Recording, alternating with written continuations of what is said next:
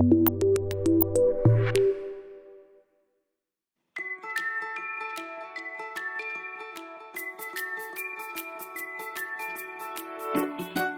right, my name's Mike Panacki, and I'd like to welcome you to this NetAlly webcast on remote network troubleshooting simplified. So what's the challenge that we're trying to resolve here? Well, the fact is that a large portion of the workforce, both in the United States and worldwide, is being asked to work at home. And that has placed a whole new set of challenges on us, where in the past, maybe a few people worked at home, maybe people worked at home, but you were in the office. That's not the case. And so what we need to do is, for this foreseeable future, take a look at how we can go in, troubleshoot our networks remotely, as well as being able to help ensure that people are getting the connectivity they need from their remote offices.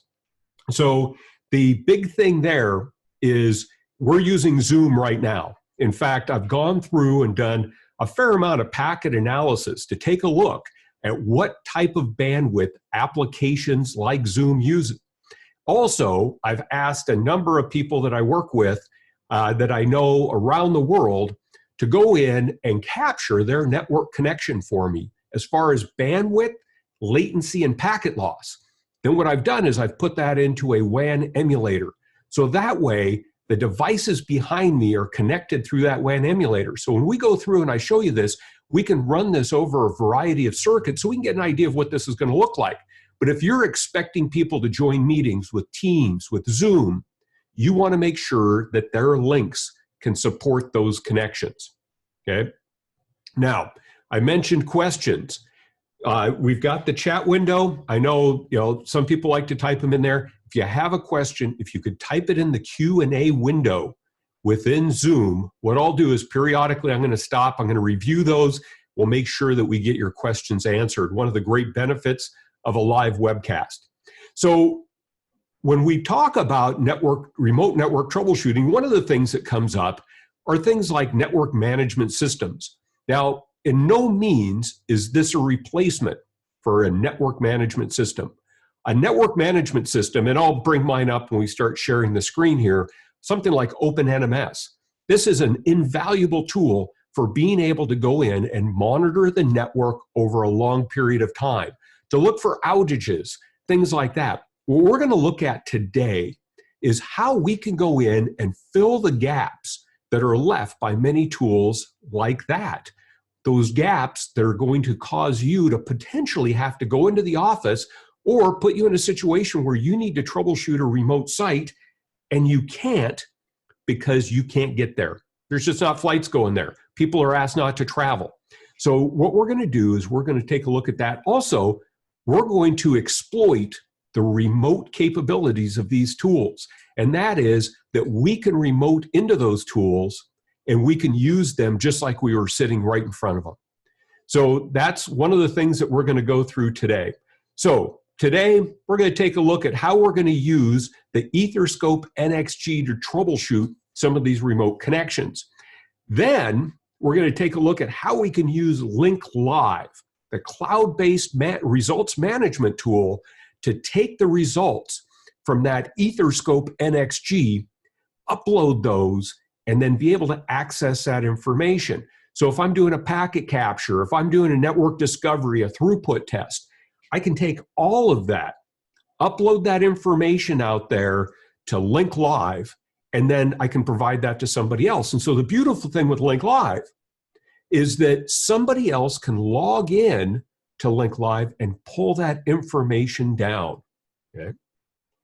So where are we at today? Today, it's a lot easier to ship than travel. In fact, it's always been easier to ship than travel. I can overnight some equipment out to a remote site much easier than I can hop on a plane and fly out there. In fact, let's go over here and we're just going to take a quick look. This is a little case that I put together that has my NetAlly tools in it. We've got our EtherScope nXG. We've got our, in this case, I've got my LinkRunner G2, and we're going to take a look at how we can use that as an endpoint for throughput testing. I've got my test accessories. I've got my wire mappers. I've got some cables. But the neat thing is, I can take this I can close the lid on that. I can lock it up. I can put a label on that, and I can ship that piece of equipment out to a remote location, and it can be there tomorrow. So now I can start going in and troubleshooting. So what we're going to do is we're going to look at how we can use VNC to remote into the EtherScope nXG and start driving it like we were sitting right there. In fact, one of the things that I've done is I've gone in and I've tested things like I put a PPTP VPN client on my EtherScope nXG. I was curious, if I was sitting anywhere, could I VPN in to my network using something like PPTP and then remotely access that EtherScope nXG back through that VPN connection? And I can. So that means that I could take my phone, I could set it up as a hotspot, I could connect my EtherScope nXG to it, and then I could VPN back into the office and be able to remotely connect in there. So before we really get going, let's take a quick look at if I came in here, let's see, I'll tell you what, let me just do something real quick. I am going to promote somebody to a panelist, and I'm going to promote them to the panelist so that they can help me answer questions as we're going along. There we go. So Dan Klimke is now a panelist. And so this allows us to go in and set it up so that Dan can answer questions as we're going along there. All right. So let me just go back here and we'll keep talking along. So let's take a look at our EtherScope nXG and the different interfaces it has on it. Before we get going, I just want to show you physically what we've got over there. So I'm going to grab my EtherScope nXG out. So up on the top of this, and we'll zoom in there just a little bit. Up on the top of this, I have a couple of interfaces. I've got a gig/10 gig SFP. I've got a 10100, 1000, 2.5, 5, and 10 gig copper port. Woo! Over on the side, I've got a port that I can use as a wired management port, and also this will do wire mapping. So I can use that with my little wire mappers, and I can ensure that my cabling's good. And then built into this, and we can't really see it very well because, well, it's built in, we have two more wireless radios. We have a 802.11 AC radio that is our network radio, and then we have a management radio. So what this has on it is it has 4 different network interfaces, and 2 of these interfaces can be used as a management interface to connect to it. And that's what we're going to do today. I can connect. So, well, let me back up just a hair. Let's say that we go out and we send this out to a remote site. Prior to connecting it up at that or sending out to the remote site, what I'm going to do is I'm going to configure the remote wireless network on the EtherScope nXG. I ship it out. As soon as they turn it on, the management port is going to connect to that remote wireless network. Now, all the person at the remote end has to do, swipe down. It's an Android device. I can load Android apps on there, but they're going to swipe down from the top. They're going to give me that management address, and boom, I can connect in and remote into it. Okay? So let's go in, and we are going to share my screen here, and we're going to share our EtherScope nXG. Now, what you'll notice on your screen is that you can change the size of the video, you can change the size of the screen share there, get those adjusted just right. But here, we're looking at the home page of my EtherScope nXG. So I am remoted into this via VNC. And this could be locally. This particular EtherScope is sitting right here on my desk. Or it could be halfway around or 3/4 of the way around the world, which I guess would be quarter going the other direction. So it could be halfway around the world. Now, if I come up here and I swipe down from the top, what we see is it tells me right here I have multiple network port connections, and my network port connection is 10.0.11.95. So all somebody has to do is swipe down from there, give me the IP address, and I am all set to go. So now we'll swipe back up. I'm doing this all with the mouse. So I am driving this through VNC remotely. Okay. So now the first thing I want to do is make sure I have connectivity. So as far as remote troubleshooting, what are some of the questions that people get out on the remote end? Number one, I can't connect. So in this case, what we're going to do is we're going to come up here, we're going to run this auto test. Now, one of the things that is really slick with the auto test is that we can pre-configure the auto test based on where we plan on connecting, VLAN tags, whether we're expecting PoE. So in this case, what I can do is I've set up a auto test right here on my wired side of the network to say I want to connect up and I want to make sure I have PoE. So all I have to do is come out, and I'm going to hit start, and we're going to run this auto test. Now, whenever we're going in and doing something on the wired side, or when we want to do work on the wireless side beside just discovery, we're going to run an auto test. This gives us a number of things. One, this tells us, hey, here's where we're connected. We have a connection, and we could get out to key resources out there on the network. So in this case, I come in here, and it tells me, hey, I'm connected at gig. It tells me what speeds are being advertised. Now remember, I don't have to be touching the device to be able to see this information. Here, it's telling me information about that connection. It tells me that not only is my native VLAN working, but I see VLANs 10, 12, and 14 on this connection as well. And if somebody's trying to get a voice over IP phone up and running, that kind of information is really important. Here is the one that becomes so critical when we're doing remote network troubleshooting.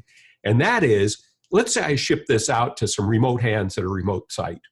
And that person was kind of that site's IT person, but maybe didn't have a lot of experience.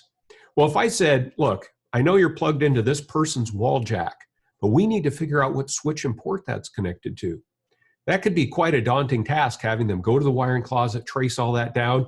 But because we're grabbing CDP and LLDP information, this is giving me the information about the nearest switch that we're connected to. So now I know exactly which switch and what port I'm connected to. So from a remote standpoint, now I can remote into that switch and I can start making changes. I can make the appropriate changes. Let's say we don't see the VLAN that we need out there. I can go in and add that VLAN in there. And I don't have to have them tugging on cables trying to figure out where things are connected. We can see that I got a DHCP address. Now, in this case, what are things that I'm concerned about in here? I'm concerned about where I'm getting multiple DHCP offers.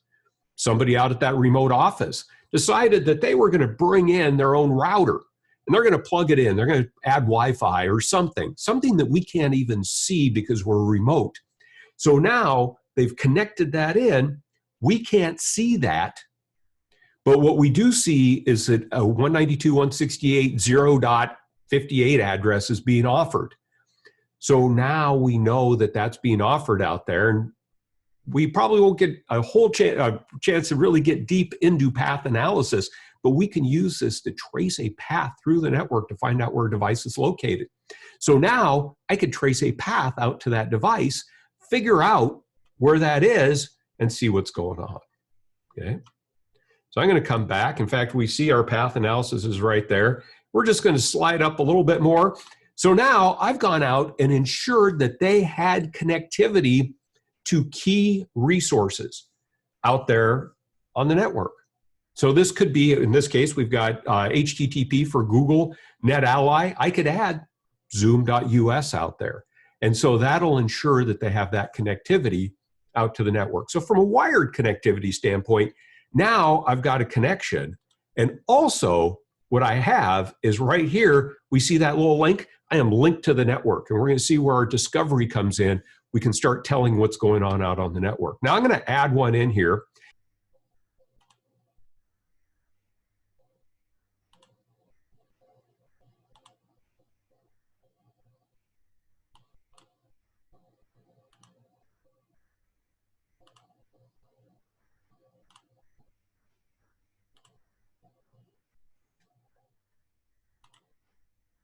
I don't think any of you live next door to me.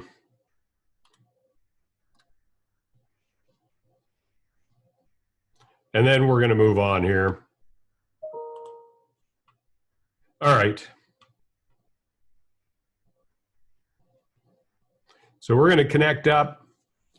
We're going to come in here. We're going to connect to our network. So now, once we are connected to the network, we are going to be able to go out and start taking a look at what's out there on our network and how that's connected.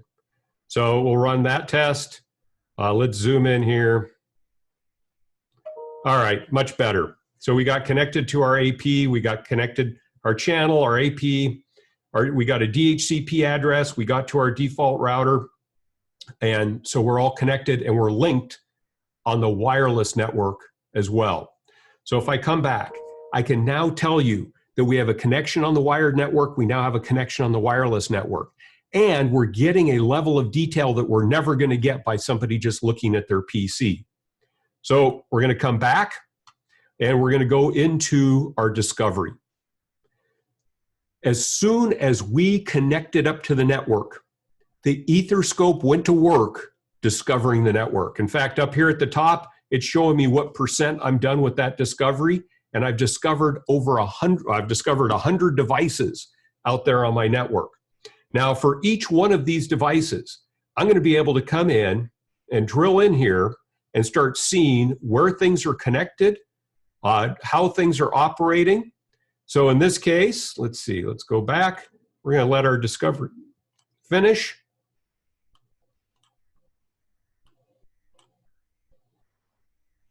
And I'm going to click on something like my front door camera. And right here, it is showing me that that's connected to my PoE switch port Ether2 VLAN 10. So as we're going through and doing this discovery, we're using SNMP to communicate with each one of the SNMP compatible devices out there. So this is my routers, my switches, any host that supports SNMP. So now I know exactly where that device is connected up. And if I go, where are devices connected out there? Who's connected to that switch? I could now come in and say, hey, show me the interfaces on that switch. And it's going to show me the interfaces.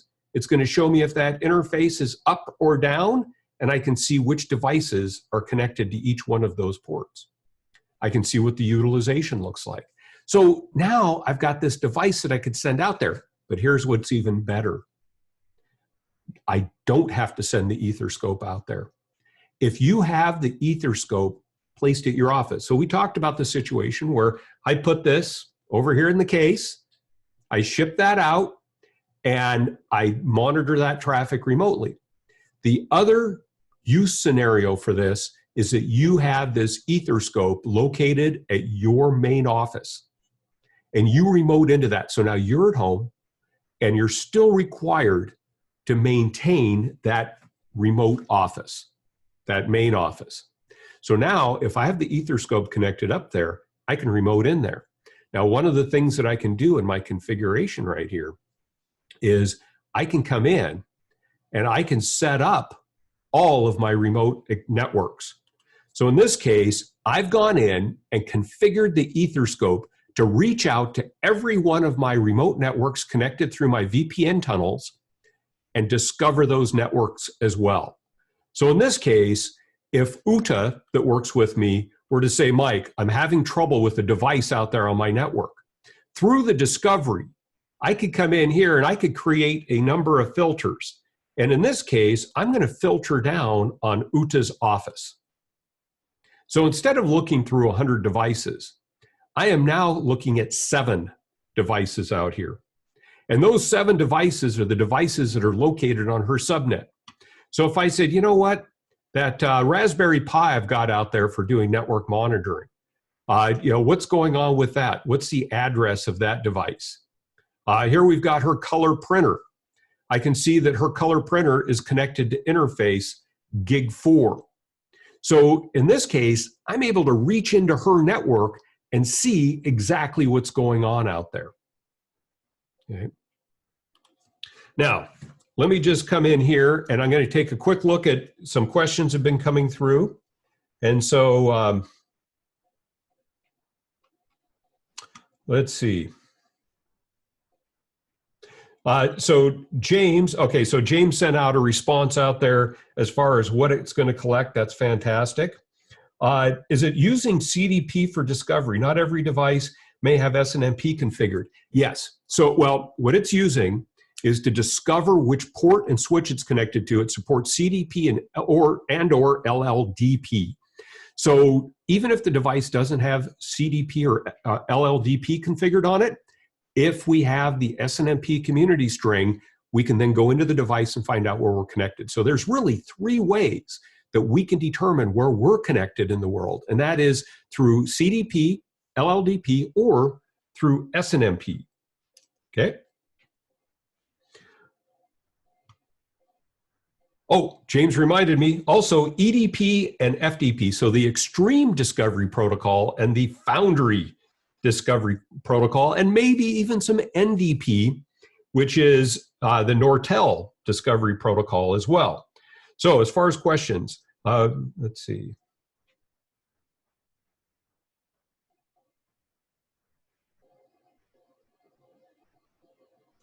All right, so in this case, we wanted to test the network drop with the wire mapper. It shows all 4 pairs are agreeing the length is 13 feet. There is no link on the drop when we tested it. So in that case, let's see. Does that mean that we have a cable run of 13 feet and is not terminated at a switch? Yes. Now, here's the thing. Just a quick one on wire mapping, which is something we could do remotely if we're connected through the wireless management interface. But with the wire mapping, if I take, and let me switch my camera over here, if I use one of these little wire mappers, this terminates the cable. So what we're going to find on wire mapping is that if we have an unterminated cable, we can tell if there's a break closest to us, but not a break at the far end. But if we put one of these terminators on it, not only can we tell if there's any breaks in the cable, but we can tell how many feet out those are, and we can see that number right there. So we can tell which number wire mapper that's connected to. Great way to map out networks where maybe things aren't connected like they should be. So going back to our discovery, we have now discovered what's out there. So I can reach out through my VPN tunnels, through my MPLS connections, through my SD-WANs, and I can connect into those remote sites without even having to ship the EtherScope nXG out there. So now I get a picture of how things are connected, what's out there, how's it connected. And in this case, all I had to do is apply a filter, and I've reduced my 100 devices out there down to 7. I can do the same thing with wireless. Okay. Now, this does some very interesting things when it comes to wireless, and one of those is what is considered breaking the layer 2 ceiling. What it will do is it allows us to go in and discover on the wired side and find out the IP address, MAC address, et cetera for a device, and then at the same time scan the wireless network and then see who's associated with which AP. So now for this network, I could see who's connected out there. So in this case, I can see that I've got this Dell 2-in-1 number 1. The NetBIOS name is this. The IP address is this. The MAC address, it's authorized. It's on channel 6, and it shows me what AP it's connected to. This is what I can't get with my network management system, especially if I'm working with APs that are not using a controller-based system. In this case, I can send the EtherScope nXG out to a remote location, let it scan my wireless, do my discovery on the wired side, and I know where people are connected. I know what's going on with them. And this is where we can start really getting in to the wireless side of things. And again, this is not what we can see just by having a device that's going to use SNMP and ping. This is where we have to have something out at that remote location. So now as I switch over to the wireless app, this tool is built of a number of applications running in here. It starts showing me what my utilization looks like, my 802.11 versus non-802.11. It shows me how many APs I have, how many clients I have out there on each one of my channels. So I could come in here to channel 11. And I could say, you know what? I want to get my channel details. So by sending the EtherScope nXG out to the remote location, I'm now able to start getting in and see what's going on out here. How many clients do I have? BSS IDs, and most importantly, interferers. This is where people at the remote location are now telling us, hey, I'm having trouble connecting. Well, I can't see an interferer, but if I have the right tools, I can sure detect it. So in this case, I could say, you know, how many APs do I see out here? And it shows me which APs are operating out there. I can see the number of clients that I have out there, and you know whether those clients are connected, communicating, what channel those clients are on. And I could come in and say, do I see any interferers? Now, right now I don't. We'll see if we can go in and at least create a interferer out there, but it's giving me information about what's going on. And if I start digging into my RF statistics, it will graph this information out over a 24-hour period. So problems don't always happen when we just go look. We have to let it sit for a while. So now I could send the EtherScope nXG out to a remote location. I can remote into it. I can come in here and I can start watching what's happening on my wireless network. I can take a look at what my signal looks like, what my utilization looks like, what my retries look like. So if I'm starting to see, you know, high utilization and I see high retries, this could be an indication that I have adjacent channel overlap, that I've got a device interfering out there. I've got a hidden node that's coming in and interfering with that, where I can't pick up enough of their signal to really be able to differentiate what they're saying and know I need to back off, and they're interfering with my traffic. So I could come back, and once it fills up this graph, I can come back in and zoom into a particular time period to see what's going on. So do we have a case where at that remote office, somebody's going out and watching Netflix or doing something and using up that bandwidth? So this gives me a way that I can listen to what's happening in the air. Now, right now, you know, we've got this locked down to one channel, but we can, if we back out of here, we can have it scan through all of our channels, start giving us a high level of what's going on out there. Okay.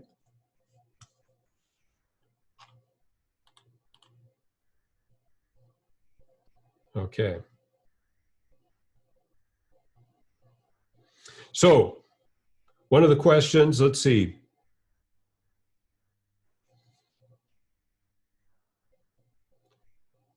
So in this case, can we go back and analyze this information later? So what we can do, and I'm going to go back to my discovery. We ended up drilling down into our wireless.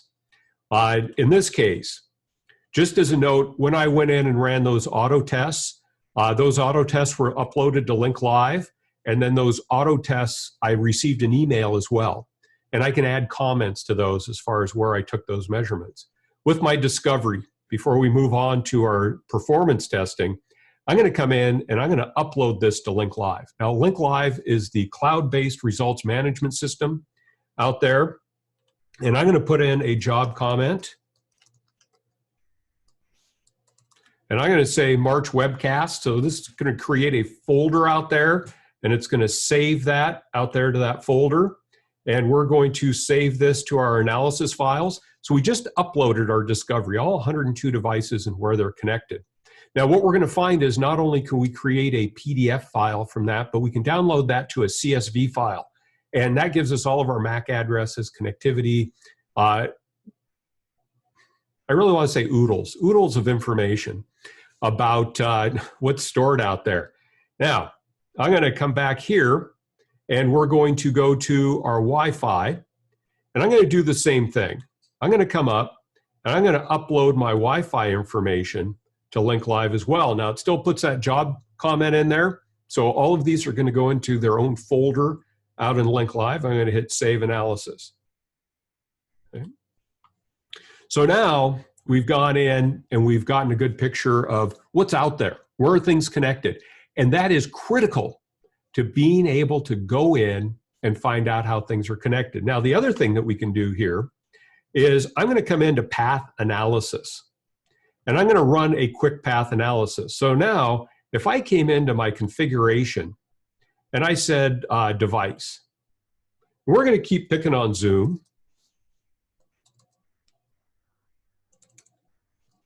And we're going to change that to a DNS name. And I'm not really picking on Zoom so much as that is what we're using right now. And that's the kind of thing that we're very interested in. So we're going to go back. We're going to hit start. So what this is going to do is this is doing a layer 2 path analysis until it hits our routed network.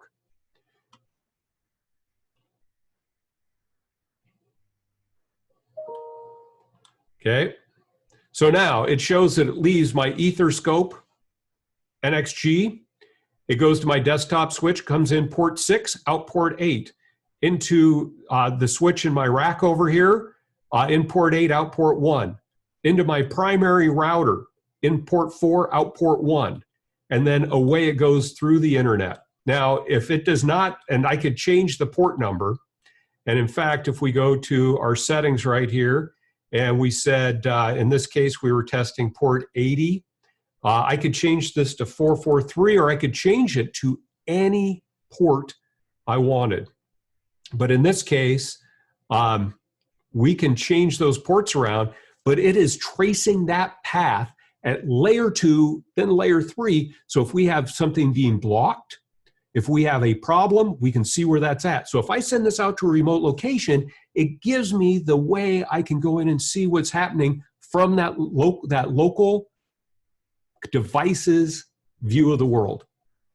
Nothing makes me crazier than when I call in and I say, you know what, I'm running into an issue with this. And they say, it looks good from our end.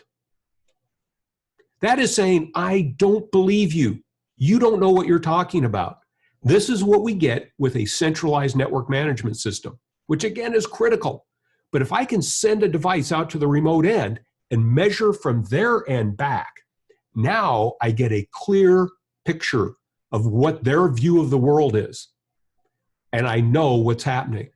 I'm not telling them they don't know what they're talking about. We can get a view of their end of the world. Okay. Now, we have tools in here such as IPerf. Somebody asked, hey, can I tell what's slowing my network down? Well, in this case, I could come in here. I could say that I want to go in and I want to do an IPerf test. Now, you could run IPerf on a computer. You could run it on a server. If I come in and I start typing in an address in here, it's going to show me which test accessories have registered with LinkLive. Now, let me just come over here. I'm going to back up over here. I'm going to take a look at the MAC address on this one real quick, 81. So I'm going to find 81 in my list right there. So I didn't have to know the IP address. I just had to know which one I wanted to connect to. So I'm going to come in and I'm going to say I need to get 10 megabits per second up and down with that. Now I'm going to run this real quick. We're going to hit start. So this IPerf endpoint could be a PC, it could be a Linux box, it could be anything running IPerf 3. So now I'm doing a throughput test out there. What I've done is I set a limit.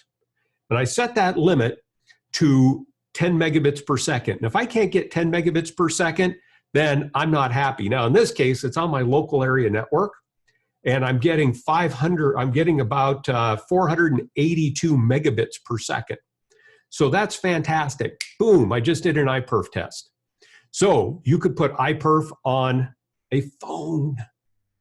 I've got Magic IPerf running on my phone. It's a free app. I could put that in server mode, and I could measure the throughput from the EtherScope nXG out to my phone if I wanted to. Now in this case, we're going to come in, we're going to upload these test results to LinkLive. Okay. Now, the performance test. This is where we can really go in and start analyzing our network to ensure that we have the bandwidth necessary to support critical applications. So what I've done is I've gone in and built a number of services. I did packet captures. I looked to see that in this case, Zoom in a Zoom meeting uses about a megabit per second. It's a good number. So then what I did is I went in and I looked at what are the service requirements for Zoom. So within here, I can define a service. And that service can go out and talk to a number of different endpoints. Those endpoints, at the right side, could be a LinkRunner G2. So we have LinkRunner G2s running back here. These support up to 1 gigabit per second, full line rate, full duplex. We have a software endpoint running out here. Whoa, screen went black. Bring that back up. There we go. This is the software endpoint running out there on this laptop. Now that software endpoint, that is free. You can go out to the NetAlly website, you can download it, and you can go in and load that on as many Windows 7 or above machines as you want. There's no limit. Put it on your corporate server, put the XE out there. Download that and put it on there. What we're going to see is we can use that PC as an endpoint. So if somebody's complaining that things are slow, all we have to do is have them load that endpoint, the performance reflector, on their machine. They can VPN into the office and it will show them right on their screen. Let's go back to that real quick. It'll show them right on their screen what the IP address is right in here of their machine. So now all they have to do is they just need to go in, tell us what that IP is, and we can do a test out to them. Now what I've done in this case is I've gone in and I said, look, we need a meg of bandwidth. Our loss rate, 2%. This is off Zoom site. Our jitter, 40 milliseconds. Our latency, 75 milliseconds. What we're doing is we're looking for our latency in each direction. Now with the reflector, I could go in and put in my round trip latency. So let me just show you how we change that real quick. If I wanted to change that to 150, I could come in and I can edit that. I can put in whatever value I want. So what we're looking for is our software vendor to come back and tell us, this is what I need. They'll tell you it's your network, but they rarely tell you this is exactly what we need. So we're going to come in, we're going to get that all set up. The EtherScope nXG supports up to, I believe it's 8. James can correct me if I'm wrong, but we can do 8 concurrent connections out there. So I can run 8 simultaneous tests. So in this case, I'm going to come in, I'm going to run tests out to all these devices at the same time. And we're going to hit start. Well, that's running. I'm going to take a look at my questions here. So one of the questions, is the software endpoint able to perform 10 gig tests? No, it will not. To do 10 gig reliably, and here's the thing. whenever we're doing a performance measurement, we want to make sure that our equipment is not the bottleneck. Our equipment is not the problem. So I can guarantee you, if I use 2 EtherScopes or an EtherScope with something like a one-touch AT 10 gig, I will get 10 gig of throughput day in, day out without a single packet lost as a result of the equipment. With the software reflector, you can give it a try, load it up on a device and see. But I would do that with a 10 gig switch I know doesn't drop packets to see what kind of performance you get out of it. So if I want to reliably do 10 gig throughput testing, I'm going to use 2 EtherScopes together. And those things will pump 10 gig through there, no problem, all day long. So I was corrected, and I was afraid that this was the number, and I knew I was going to get that. Supports 4, so we can do 4 simultaneous tests. So as 4 or 8, I decided to go with the bigger number. But it is 4 simultaneous tests. So in this case, we did 4 tests right now, and what we see is that our connection out to our laptop worked.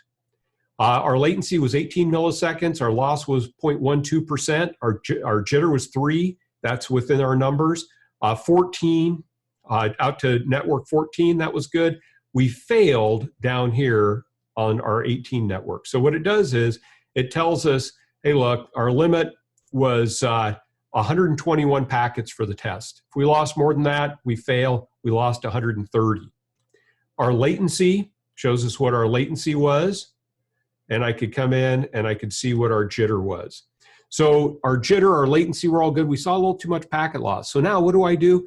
I could go out and do a path analysis out there and start taking a look at what devices are out there along the path. But this gives me pass-fail test results to see whether I'm able to send that information through or not. And I'm going to take that, I'm going to upload that to LinkLive as well. So now what I've done is I've gone out, I've done my discoveries, I've done my performance testing, I've done my path analysis, I've uploaded that to LinkLive. So let me come in here. So just a couple of things. Just want to take a look. One question that came in, did I have to install the VNC app on the EtherScope nXG? No. Already installed, server's already running, it's just waiting for us to connect. Another one, let's see, can I save the test results on the EtherScope itself? Sure, you can. And you can do that if you're in an environment where, let's say that you don't have cloud access. It can be saved on the local device as opposed to going out to LinkLive. So now, let me come out here.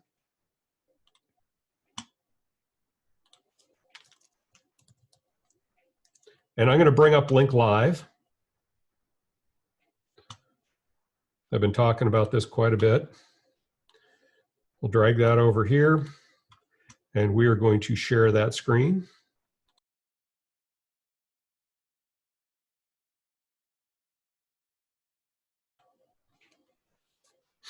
So now we have LinkLive. So from in here, I could come in and I could go to my folders.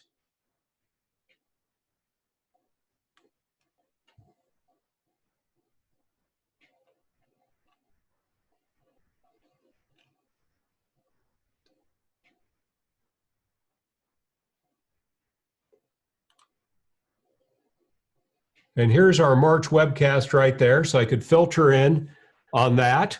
And here are my test results right here. So I just ran that performance test, and I know that that's awfully small on the screen there, so I'll make it a little bit bigger. But in this case, it's giving me the test results for each one of those. So it put it in the March webcast folder, shows the EtherScope that ran. It said the test failed, thresholds exceeded. I can see my little green arrow up there telling me what passed, what didn't. I'm going to come over here to my analysis files, and we can see if I click on this one right here, this is going to give me my wireless discovery information. So if I said I want to view my analysis, This now gives me all that information about my wireless network. It tells me what's going on out there as far as each of my channels. I could say, show me what SSIDs I discovered out there. Show me what APs I found. What's going on with the wireless? Did I see any interference devices? Fortunately, in this case, I didn't. But this will discover things if I have microwaves, if I have other devices, 2.4 gigahertz devices out there interfering. Okay. Let's go back. Another one that I want to show you on here that I think is just an amazing thing to be able to do is let's window that. We'll just bring it up here on this screen. We're going to come back out to our home screen. So now, somebody is having connectivity problems. Things are running slow out there on their network. We need to see what's going on. I could come in here to Wi-Fi. I could go in, I could say, I want to see my clients. Now, we could go in, we could take a look at our different clients.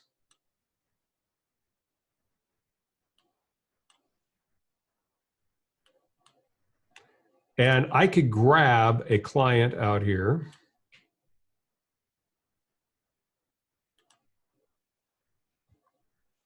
We'll grab this one right here. And I could drill into the MAC address. And I can click on the tools.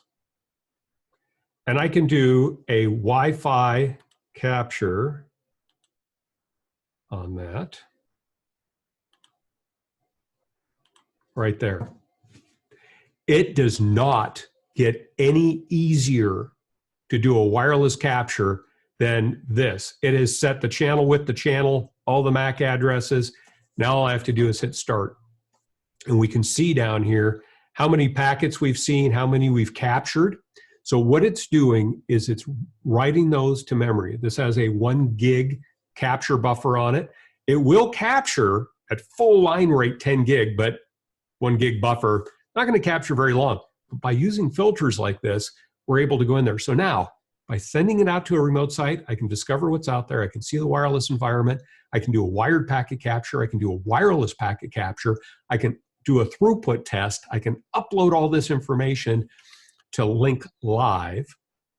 And so now we've done our capture. I've had the person try and connect. I've had them go in, do whatever it is that they're doing and having that wireless problem. I can stop, and now I can say save. We're going to save this. It is now going to upload that pcap file over here to LinkLive. So if I go to my files, right there is my pcap file. I could come over here and I could say I want to grab that file. So now it downloads that file to my PC. I click on that file. I open up Wireshark, and there is that traffic right there. I can see exactly my wireless traffic. I can see all of my wireless headers for both. I can do 802.11 BGNA, 802.11 AC. I can come in here and capture that traffic and see what's going on. Okay. So let me take a look at questions again. All right.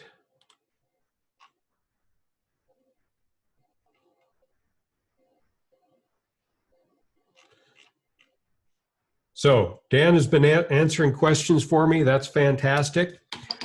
We've got about 5-6 minutes to go here. I just want to go through, take a quick couple, just take a look at my notes, make sure that I've covered everything that I want to cover. So in this case, if we come back, we take a look at, bring this up. I bring LinkLive back up. We'll zoom out a little bit. So now with LinkLive, I can post all those test results out there. For things like my discoveries, I could say view analysis. I can come down here to my little action button. I could say I want to generate a PDF report of that. And it's going to go in and generate a PDF report showing all of that wireless information that we discovered. So I can provide somebody with that report. I can go out there. Okay. We'll cancel out of there.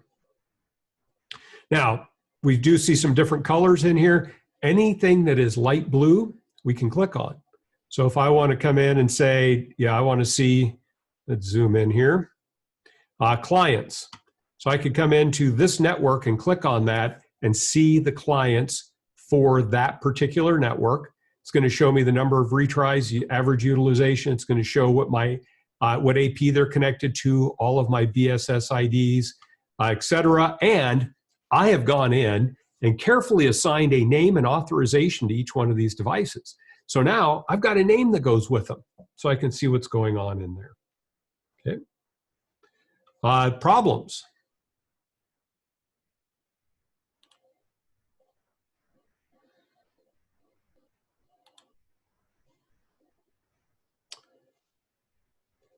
So in this case, let's see.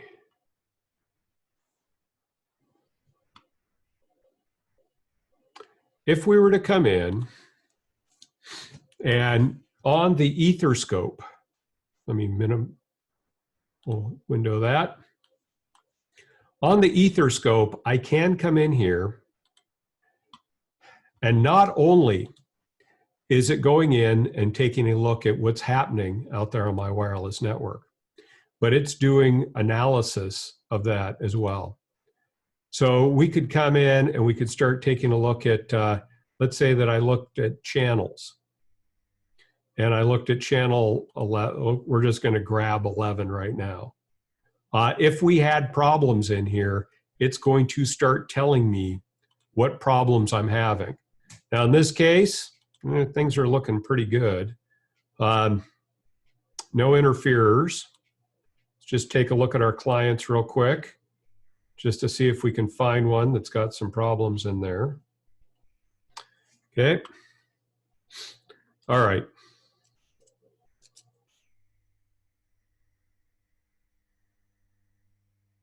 So just taking a look at a couple things here.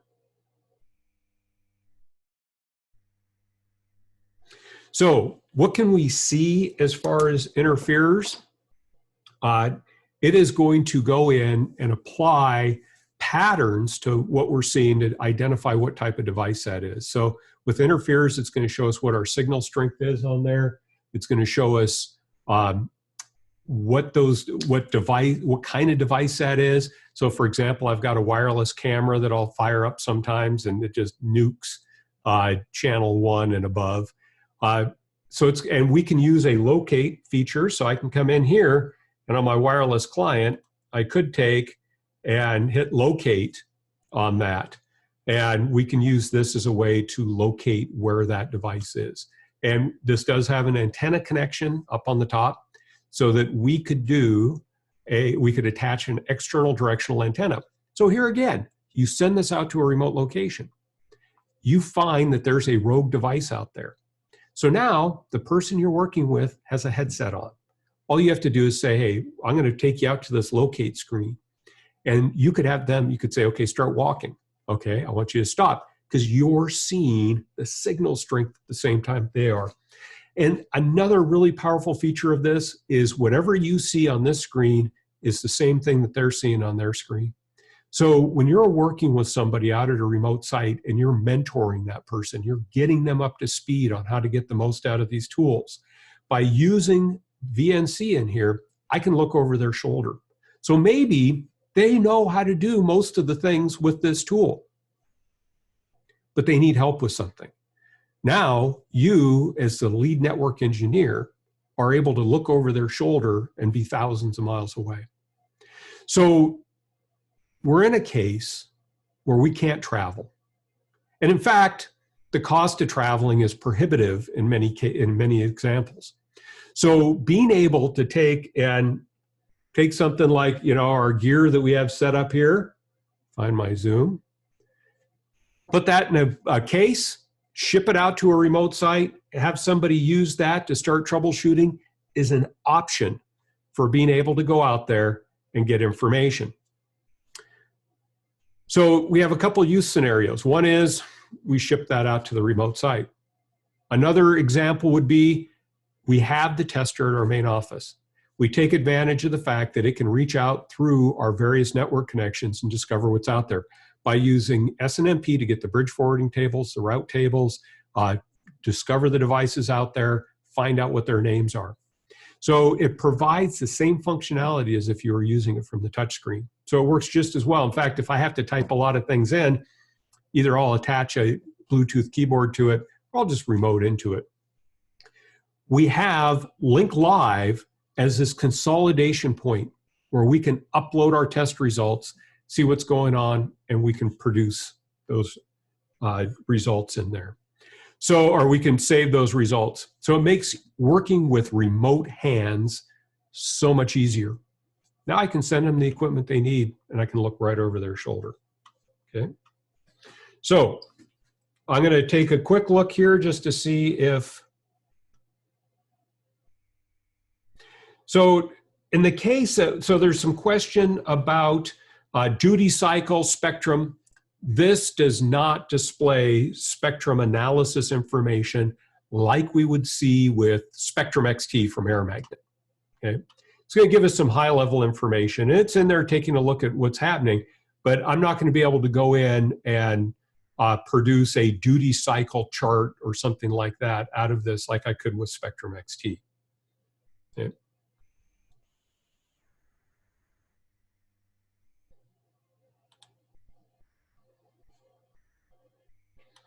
Just go back out here.